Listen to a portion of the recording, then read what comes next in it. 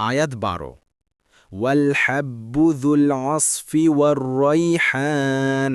অনুবাদ, আর আছে খোসা বিশিষ্ট দানা ও সুগন্ধ ফুল। তাফসির 1 নং ফুটনোটের বিবরণ। হাব এর অর্থ শস্য, যেমন গম, বুট, ধান, মাস, মসুর ইত্যাদি।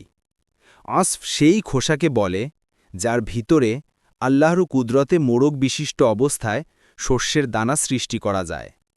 এর সাথে সম্ভবত আরও একটি অবদানের দিকে ইঙ্গিত করা হয়েছে যে এই খোসা তোমাদের চতুষ্পদ জন্তুর খোরাক হয়, যাদের দুধ তোমরা পান করো এবং যাদের বোঝা বহনের কাজে নিয়োজিত করো।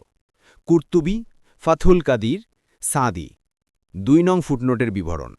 রাইহান শব্দের প্রসিদ্ধ অর্থ সুগন্ধি, অর্থাৎ আল্লাহ তাআলা মৃত্তিকা থেকে উৎপন্ন বৃক্ষ থেকে নানা রকমের সুগন্ধি এবং সুগন্ধযুক্ত ফুল সৃষ্টি করেছেন।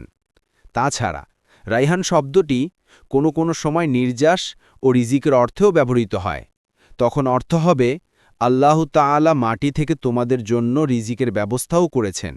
কুর্তুবী, ফাথুল কাদির, সাদি।